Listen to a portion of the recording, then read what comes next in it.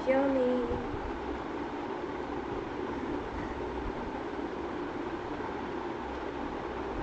Let me know if I'm audible and here.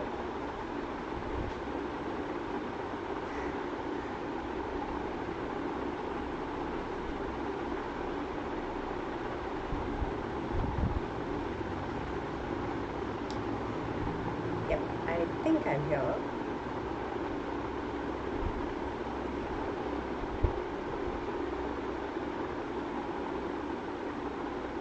Okay. Hi, I'm Shree. I'm your English educator for grades 11 and 12. You've seen me around here for quite a long time now. We're doing grade 11 today because we have a timetable for each week, and this is our regular class schedule. We do classes from 3 to 4. Mondays, Wednesdays and Fridays are for grade 12. Tuesdays, Thursdays and Saturdays are for grade 11. And if I'm not terribly wrong, it is Tuesday, and so we are going to be doing grade 11, and we're actually going to be doing our very last poem from the Hornbill textbook for this term. And it's a very sweet poem, so I hope you are a little bit excited. Hello to Mahanand Kishore. Nice to have you here. As usual, what we do with the poem is we generally read the poem, get a sense of what's going on in it, and then we get into the lines and dissect it and figure out each of the meanings of each of those lines. And after we're done with that, we take a look at poetic devices. So that's going to be our structured class today. Before we begin, the name of our poem is The Laburnum Top, and it's by Ted Hughes. This is just a picture of the laburnum tree. You've probably seen a lot of these trees around.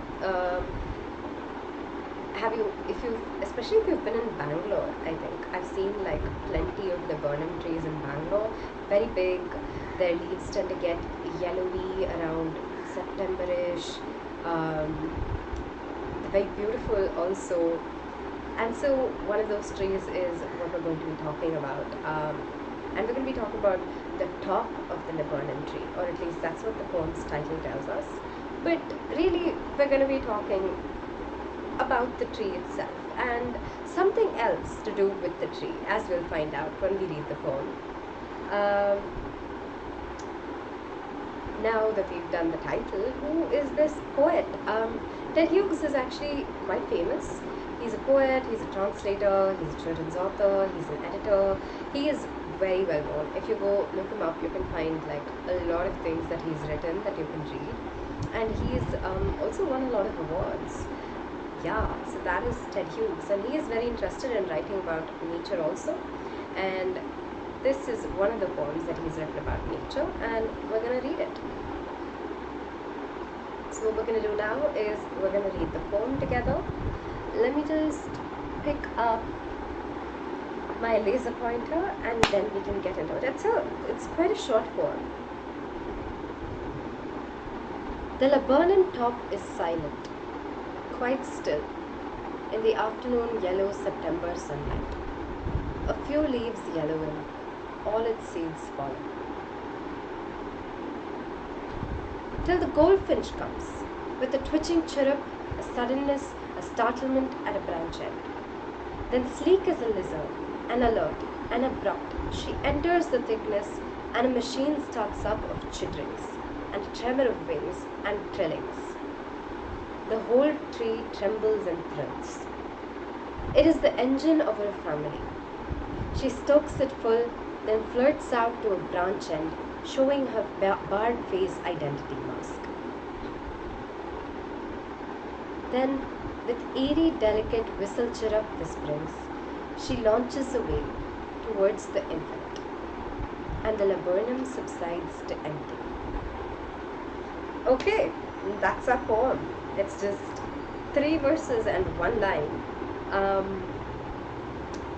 So what's going on here?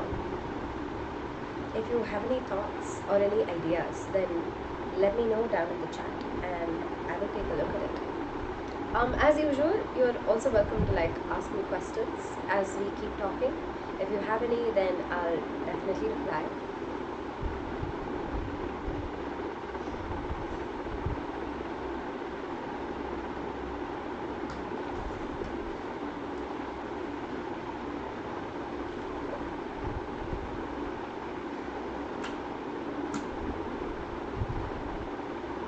Okay, let's get into the poem itself.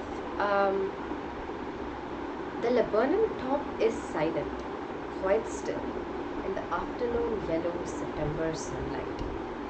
A few leaves yellowing, all its seeds fallen. So in the very first verse, we get a description of what the laburnum tree looks like right now. It's silent, it's very still, there's no movement in the tree. There's no rustling of the leaves or any kind of breeze moving through the tree that's making the leaves make any kind of noise. There's no insects or birds or anything on the tree. There's just silence, and there's also no movement. And we also get the setting. We get that it's the afternoon right now. We get that it's September right now. It's all yellow everywhere. The sun is making everything look yellow, and the tree itself is also yellow. A few of the leaves are yellowing, which suggests that it's heading towards the segment of the year when probably the tree is gonna edge more towards death than towards life. It's autumn, September, it's fall season, which means that it's that time of year again when the leaves are preparing to shed their leaves, when the trees are preparing to shed their leaves, and they're preparing to sort of go into that quiet, wintry state where they have no leaves. And in the case of the laburnum, its leaves are also becoming slowly yellow, and all of its seeds have fallen. That's a bit of an odd detail to give us, but the reason that we're being given that detail is because of the relevance of a seed to a tree, right? A seed signifies new life. The possibility for something new to grow out of it. And here, all of the seeds have fallen from the tree, again signifying the lack of life in the tree. There's no potential for life with the seeds that are in the tree still. So it's just a quiet tree. A lot of death imagery is sort of what we're getting here. More than death imagery, we're getting the sort of imagery of silence, stillness, the end of the year, a lack of life more than a sign of death. So a lifelessness is being built around this tree, and that's what's going on in this very first verse. The lifelessness of the tree is being put forward for us. Till the goldfinch comes, with a twitching chirrup, a suddenness, a startlement at a branch end. Till, suddenly, a goldfinch is a bird, and it's a gold bird. It's a yellow looking bird. And it suddenly arrives, and it comes with a twitching chirrup, which is immediately the entry of noise into this very silent scene. A suddenness, a startlement at a branch end. So it's an unexpected entry of the goldfinch. She's come very suddenly, out of nowhere, very abruptly, and she's sitting at the end of a branch. Then, sleek as a lizard, and alert and abrupt. Then, very smoothly, if you've seen a lizard move, then you know the speed with which it can sort of skitter across the floor, right? So with that same kind of smooth focus and slipperiness, the goldfinch enters the thick leaves, and she is very alert and she is very abrupt, and all of these words are directly in contrast to the kind of stillness and the silence and the fallen seeds that we're getting in this particular first verse. Here it's alert and abrupt and sudden and startled and chirrup, and all of that is a lot of movement and a lot of sudden movement and a lot of activeness. So that's what's going on. She enters the thickness, and a machine starts up of chitterings and a tremor of wings and trillings. The whole tree trembles and thrills. She enters the tree, and suddenly there's a lot of chittering, chittering is again the sound that a bird makes. There's a lot of bird sounds and a lot of tremor of wings, so a lot of wings that are moving, and trillings, that's again bird sounds, and so lots of bird sounds. And then the whole tree trembles and thrills.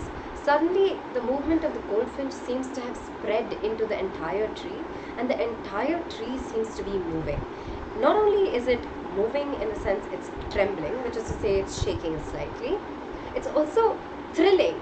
And what does this thrill mean? It brings in this sense of excitement, right? A thrill is an exciting feeling that passes through you, and that seems to pass through the entire tree as well with the entry of this goldfinch. And all of this happens, and then we get told it's the engine of her family. And so we find out that the goldfinch has a family in this tree, and she's come here to see the family, and because birds leave their nests and they go out, they find food, they forage, and they come back and they feed their little birds. And so it's her family that's there, and that's why when she's come back, suddenly there is an outburst of noise.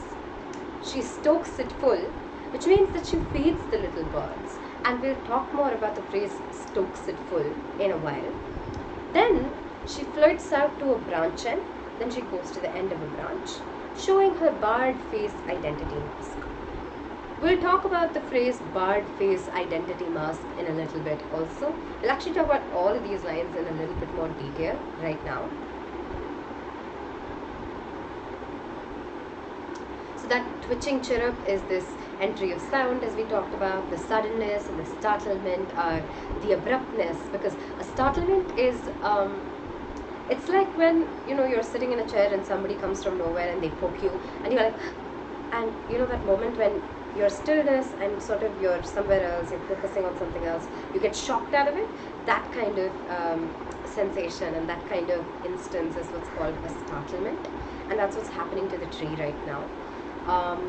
The tree is being shaken out of a dazed state where it's being very, very still.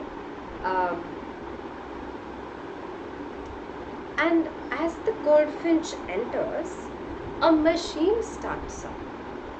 And what is this machine? It's a machine of chitterings and a tremor of wings and trillings, and the whole tree trembles and thrills. So this machine seems to involve the sounds of these little birds, the wings, the sounds of these little birds again, and the entire tree, right? And so the meaning that seems to be going on here is that this entire tree, including these little birds, is a machine. And why is this specific comparison being made to a machine? It's like you switch on the on button of a machine, and when you do that, the machine starts running, right? And it does a certain set of things. And just like that, when the goldfinch enters the tree, a certain set of things start happening in the tree. The birds start muttering, all of our babies start making noises, they start moving, and because of them the entire tree sort of starts moving. And so we see that it happens in a routine fashion. The goldfinch is sort of the on button for this entire tree and the little family of birds, and that's the kind of comparison that is being made here. And it's to a machine because of the regularity with which it happens, and the sort of routine with which it happens. So that's the kind of implication behind machine, like a well-oiled machine. The tree runs. That's what's going on here, and the machine itself is the tree and the birds, as I just told you. It is the engine of her family. She stokes it full. So here we get the imagery of an engine, and we know that every machine has an engine, right? And the engine is what kind of runs the machine. It's the central part of a machine, and in this case, it's the engine of her family. And this seems to say that you read this. The first time you read this, you're going to think the whole tree trembles and thrills. It's the engine of her family, and you're going to think that the tree is the engine of the family. Except you read the next line. She stokes it full. And you sort of realize that this it and this it and this engine sort of combined together to make it sound like the engine is actually the family itself, which makes it sound like what's happening is that this family of the goldfinch is the center of the tree, the machine of the tree, and the existence of this central engine, which is the family of the goldfinch, is what keeps the tree running. And that makes a lot more sense, right? Because we can see in what happens in this verse that when the goldfinch arrives and the family starts making noise, that's when the entire tree starts moving. And the engine starts up and the entire machine like runs, right? So the engine in this particular equation is the family of the goldfinch, and it's being compared to an engine because it kickstarts the movement of the rest of the tree. As we can see even in this verse, a machine starts up with chitterings and a tremor of wings and trillings, and then after all of these birds start making this noise is when the tree is even mentioned, and that's when the tree trembles and thrills. So first it's the little birds that are moving, and then the entire tree starts moving. So the engine of the family, the engine is the family, and she stokes it full. What does that mean? I told you that it means that she feeds them. Stoke is a word that you generally use for in industrial situations. When you put more fuel in a machine, it's called stoking it. Even if you've got like a fire that you're running and you put more coal in the fire to keep it running, then you stoke it. You basically sort of push more coal in and you put it in place in order to keep the fire burning bright and fast, right? And that's the kind of meaning that comes in with the word stokes. So stokes here is a word that stands for this kind of process that happens with regard to machines, where engines are filled with fuel, where the machine is filled with fuel, and so the entire machine engine imagery carries over into this line where the little goldfinch is stoking her family full. But stoke also has another meaning, and I'll just drink some water and tell you about it in a second.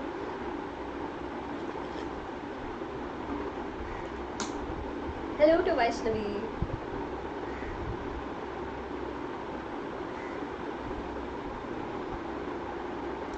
Yeah, stoke also means when you're encouraging someone or when you're pushing them to do like better. There are also sentences where you can say, I'm stoked. And what you mean is, I'm full of energy and I'm feeling great right now. So that's also a meaning that comes in here. So she is also pushing the movement of like this machine, this engine, by encouraging it. And how does she do that? Through feeding it, right? So she's fueling the machine, and the fact that she is fueling it makes it run better. And all of that is just to tell us the goldfinch is feeding the baby birds. The baby birds are moving in excitement when they see the goldfinch, and as they get fed, they get more excited. So all of that is what is coming through with these specific lines. I hope that all makes sense. Let me know if it's clear so far, if you need me to go over anything again. Hello to Vishnu.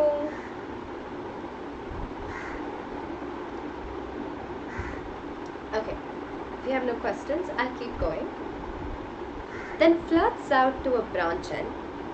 Flirts out to a branch end, it means she moves to the end of a branch again. And as we remember, when she entered like at the edge of a branch and she came in. And now she is going back to the end of the branch. Flirting is,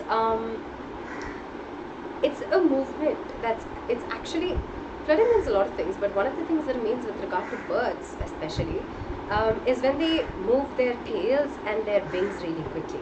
So she's kind of like moving really, really quickly to the end of the branch, and she's showing her barred face identity mask. Now, what is this barred face identity mask? So the goldfinch is yellow, as I already told you, except around the eyes, goldfinch has like a stripe that's black. So that's the barred face. That's the bar on her face.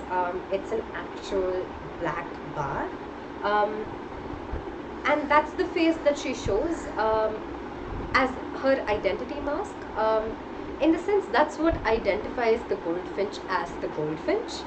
So seeing that like black stripe tells you that this is the goldfinch. Except it's also a little bit of a play on the word barred, right? Because barred can mean, you know, there are bars. So here, that's what it means, that the goldfinch has like these bars over her eyes, black bars. But barred also means closed, and that means that you can't see what's there. So it's sort of play on words where, you know, the poet is kind of saying, oh, she shows her, you know, dark eyes, and that's her identifying mask. That's what tells us that that's who she is. Except barred also means, oh, she's not showing her face, and that's her identity mask. So that's kind of like a little bit of a fun comment that the poet is making, a play of language that's going on there.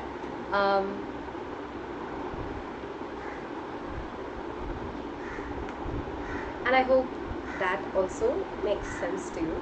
Let me know if it does not.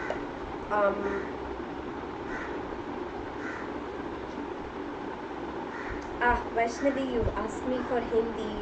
I'm afraid I don't speak Hindi. Sorry about this. But let me know if anything isn't clear, and I'll explain it again, okay?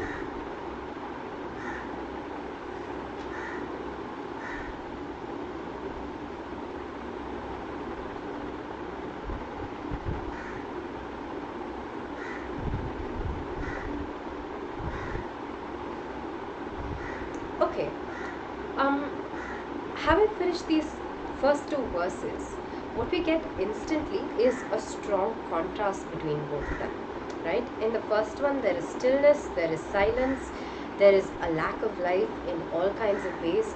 And in the second verse, on the other hand, there is sound, there is movement, there is life, and there is life in two kinds of ways.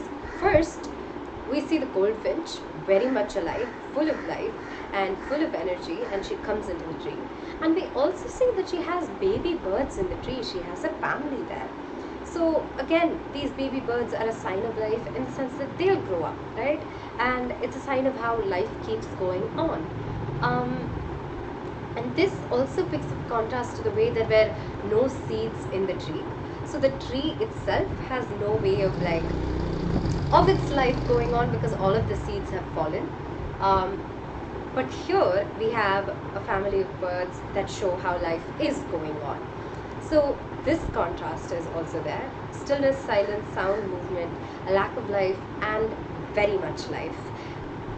And this contrast is highlighted also by how everything here is yellow. The tree is yellow, the September sunlight is yellow, these leaves that are falling at the end of the year are yellow, and all of that signifies a kind of lifelessness in the first verse. Then we come to the second verse, and there's the goldfinch and her babies, and all of this is also yellow, except this time they signify life. And that's very interesting, and we'll talk about that a little bit when we get to the themes at the very end.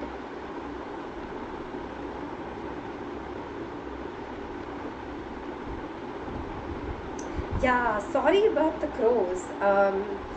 In a very funny turn of events, what's happened is that in a tree outside my house, there's a nest of crows, and they just keep making noise all the time. So yeah, you get some fun bird noises. I hope you can still hear me though, and the crows aren't drowning me out.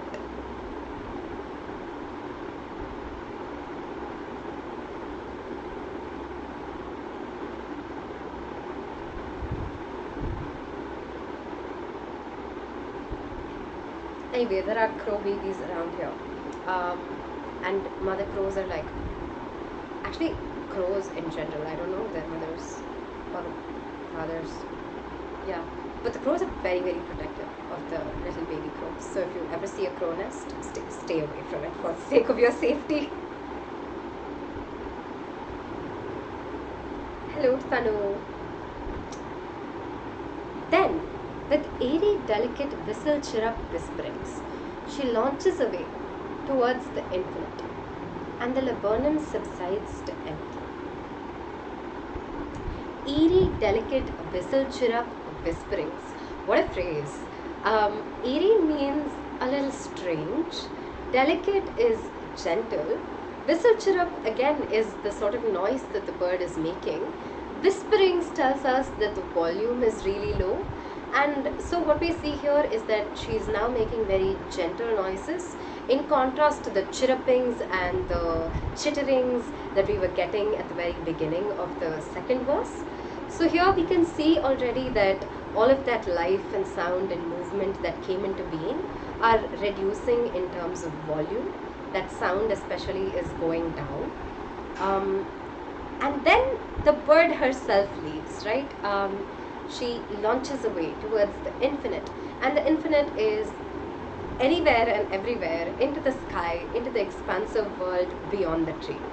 And so it kind of, this machine that she, stoked up to full, she came in with that energy, she made the entire tree move, she made her family excited, and then she slows down and her volume goes down, and then she goes back.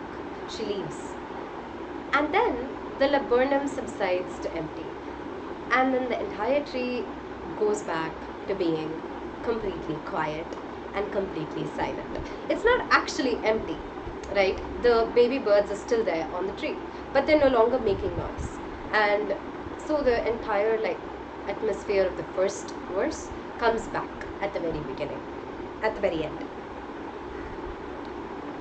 And that is the poem. We got through the meanings very fast. Now we'll go through themes for a bit, but if you have any questions about any of the meanings in this poem, this would be the time to ask me.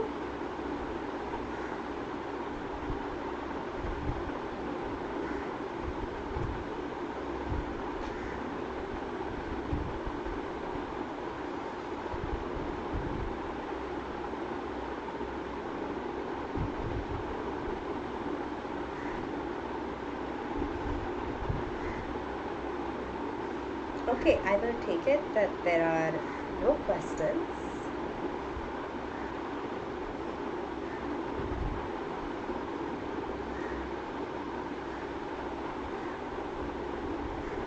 And in that case, we can keep going and we can keep talking about the themes. So first theme, what's going on here is that the poet is showing us the closeness of the relationship between the laburnum and the goldfinch, right? When the goldfinch is there, the laburnum is alive. When the goldfinch is gone, the laburnum is a lot more dead. So what we're getting is the depiction of an ecosystem. We're getting to see how little bits of nature work with other bits of nature, and how one little piece can affect the other piece very much. So this kind of interconnectedness and this kind of interdependence also. Because where the tree gives the bird and her babies shelter, the bird gives the tree a sense of liveliness and a sense of life, even when the tree itself is kind of dying. So we see this kind of, this way in which both of these entities affect each other. We also get to see this part about the machine and the engine, right? We get to see how the birds and the tree work together to run. And that's very interesting, because industry imagery is not what you expect in comparison to nature, and we'll talk about that in a little bit. Another theme that we see is how something as small as the goldfinch can affect so much so quickly, right? And that's something that we definitely see in this poem. Another thing that we also see is kind of the interconnectedness of life and death.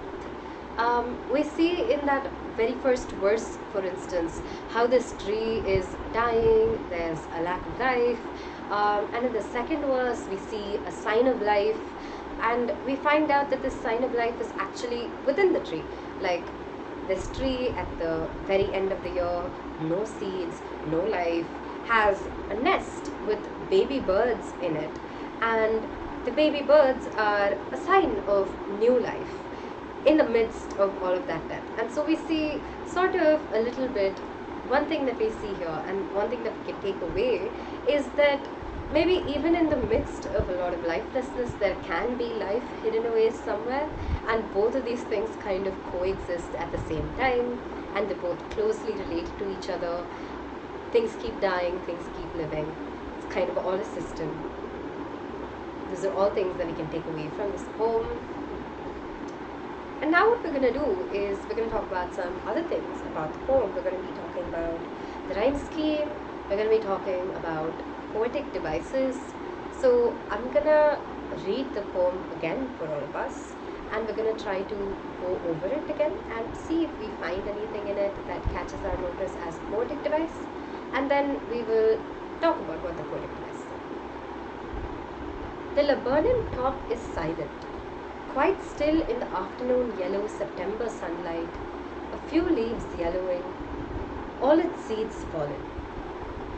Till the goldfinch comes, with a twitching chirrup, a suddenness, a startlement at a branch end. Then sleek as a lizard, and alert and abrupt, she enters the thickness, and a machine starts up of chitterings and a tremor of wings and trillings.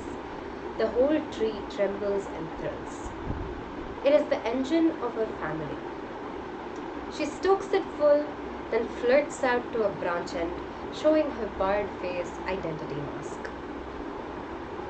Then with eerie, delicate whistle-chirrup whisperings, she launches away towards the infinite, and the laburnum subsides to empty.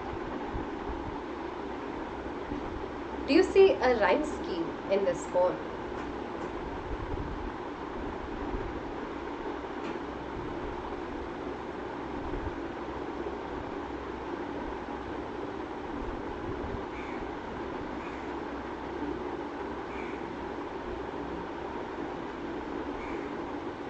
Let me know if you see a rhyme scheme in this poem, and let me know if I'm still here. My net seems to see that I'm not. Okay, Tanu, you say there isn't a rhyme scheme, and you would be right. Do you know what it's called when a poem has no rhyme scheme? Hello to Ashutosh.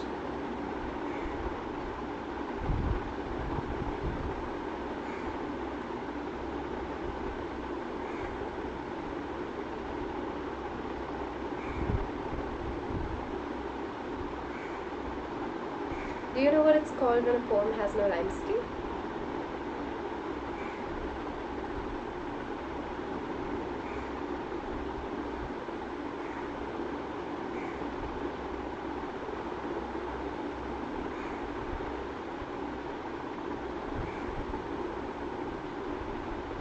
Ashutosh, I've done my BA Honours in English, so that's my final degree. Yeah, there is no rhyme scheme, Tanu, and when that happens in a poem, it's called a blank verse poem, which just means that the verses don't have any sort of particular rhythmic setup. They're blank of any rhythmic setup. They're just flowing in whichever direction they want to go without thinking about rhymes or patterns like that. So that's what's going on here. It's called a blank verse poem. And what's interesting with regard to this poem is the way in which this poem is broken up into verses, right? Generally, we get a lot if we pay attention to the structure of the poem also, and we look at where one verse stops and where another verse begins. And that's true particularly for this poem and the way that it's been broken up.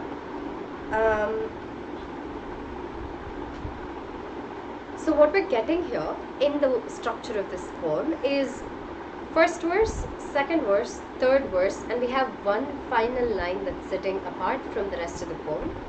When we start off in the very first verse, we get only 3 lines, right? And it tells us about lifelessness. And then we get an entire long verse that tells us about the life in that tree and the entry of the goldfinch. And then we get another very short verse in which the goldfinch flies away. And then we get one final line in which the laburnum is standing empty. And each of these verses is giving us a different state of the tree. The first verse is telling us about the lifelessness of the tree. The second verse is telling us about the life in the tree and all of the movement in the tree. The third verse is telling us about the sort of transition moment in which the goldfinch is leaving and there is one last moment of sound. And then at the very, very end, there is silence and stillness again. We've gone back to the very beginning of the poem. The tree is back to the original state that we found it in. And the length of these verses is also very telling. When the tree is lifeless in the first verse, we get 3 lines, very, very short. And then when the goldfinch is there and the tree is full of movement, we get a lot of lines, right? There's a lot of life, there's a lot of movement, there's a lot of things happening in the tree. And then as that goes away, the size of the verse reduces also, and we get only like 3 lines when the goldfinch leaves. And then at the very, very end, we have one last line which tells us, and the laburnum subsides to empty. And this line is separated from the rest of the poem, right? It's like a verse of its own, and it stands alone at the end, much like the tree itself is standing alone at the end. So the way that this poem has been split up also tells us a lot about the state that the tree is in. I hope that makes sense. It's very cool to like pay attention to the structures of the poem.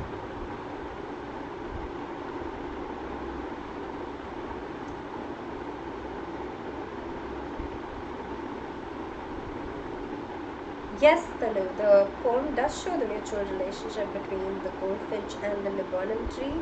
Ashutosh, can you not hear me? You've said that I speak in a very low voice. I'm trying to speak louder now. Also, sorry about the English, but I don't know Hindi, so I'm afraid I can't tell you the meanings of the words in Hindi. I can only teach in English because I only know English. Let me know if you have any questions about anything I said though, and I can try to explain it again if that would help.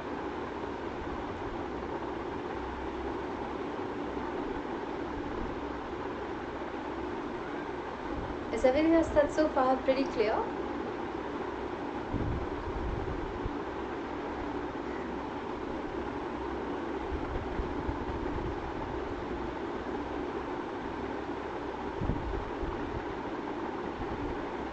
Or you want me to do the first verse again?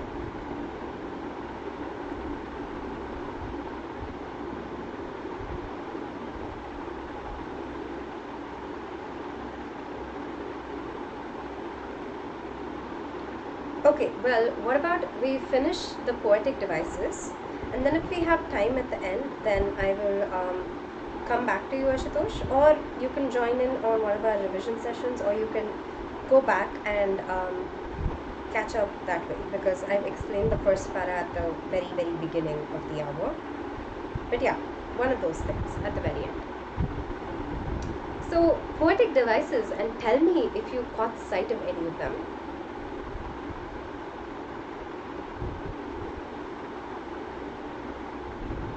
Well, first things first, so much alliteration in this poem.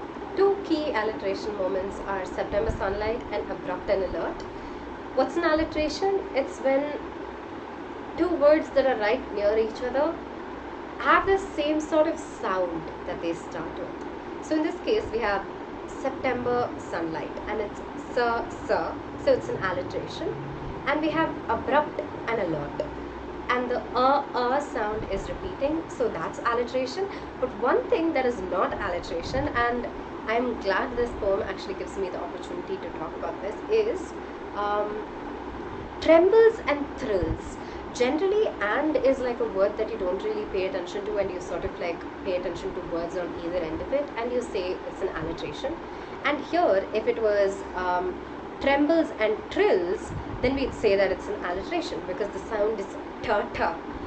But what's going on with trembles and thrills is that tremble starts with the t sound, but thrills starts with th sound, and so it isn't an alliteration, right? So this is a great example of what is not an alliteration, and that's something you should pay very close attention to. You should sound the words out and see if they're alliterations. Just because they start with the same letters does not mean that they're alliterations. That's something I wanted to note here. Okay, Tanu has put up simile and metaphor. Yes, we will talk about the simile and the metaphor. And Ashutosh, thank you for the compliment. That's very sweet of you.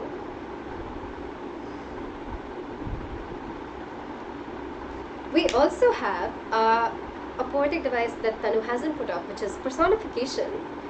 The whole tree trembles.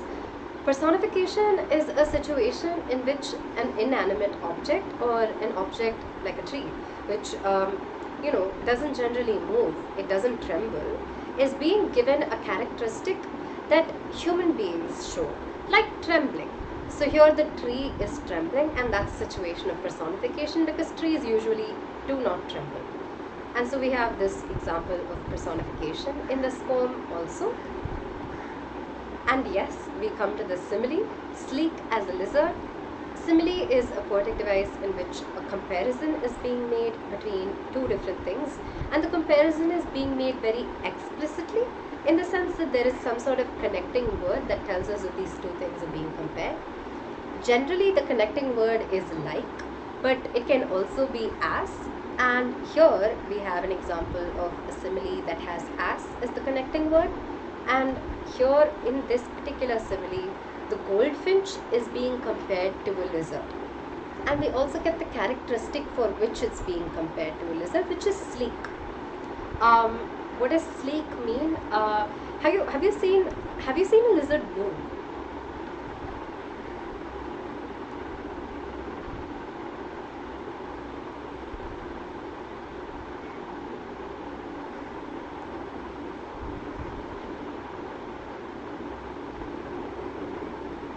Yeah, and if you've seen a lizard move, then you know like the sort of quickness with which it moves, and you also sort of know that it seems a little, well, I wouldn't call a lizard shiny,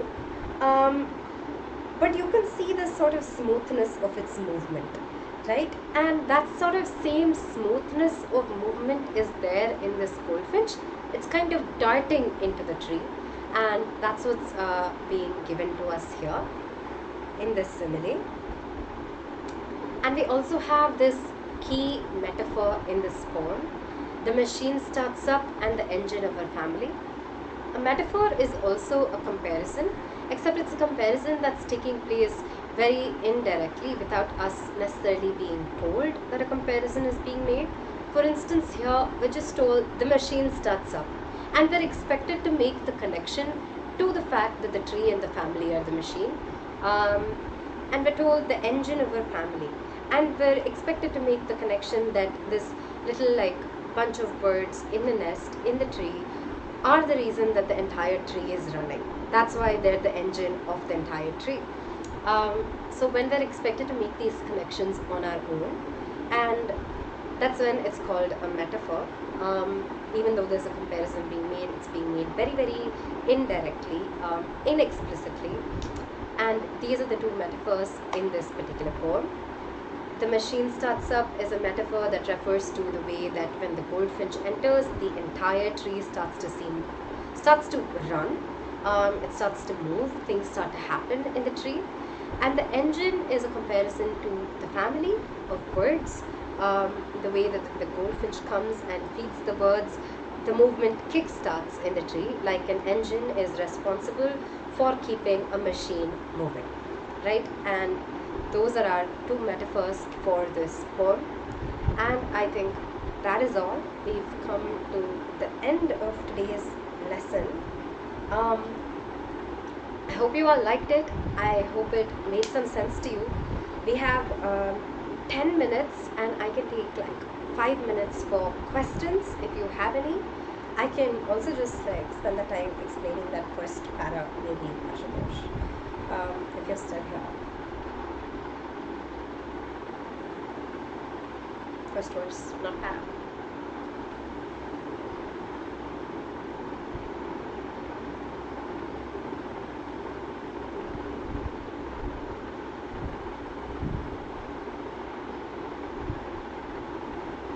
I'm from Chennai, Ashprit.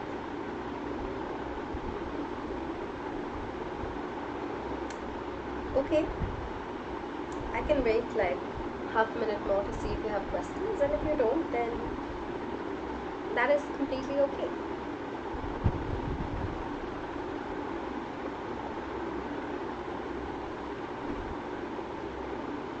Okay, no questions, I think. Alright, well, thanks for being here with me on the Unacademy platform today. I want to let you know like a couple of things about Unacademy. First thing is that there is an Unacademy app. If you've not already heard me or somebody else say this, but I'm just saying it for whoever hasn't heard this before. There's an app and you can download it off Google Play Store, and you can try like all of the features on the app for free. You can use my code for that. It's THAR01, and the app will give you access to a bunch of like really good features, especially this thing called How to Ask a Doubt, which I think you should use because it basically lets you kind of put in any doubts that you have into the app, and then people will respond to you. So if there are parts of your lessons that you don't understand, or if you have an exam coming up and you have a question that you really need answered, then you should try the Ask a Doubt feature on the app out. I also want to let you know that this is about the Ask a Doubt feature. I also want to let you know that there's something called Unacademy Plus, where you can subscribe for a variety of features. You get study material there and practice tests there and access to a lot more courses and a lot more free content. So you should subscribe to Unacademy Plus if you're looking for more courses and more classes, and especially for access to things like doubt clearing sessions. And these are the prices of Unacademy Plus. As you can see, the per month cost sort of varies depending on how long you take it for.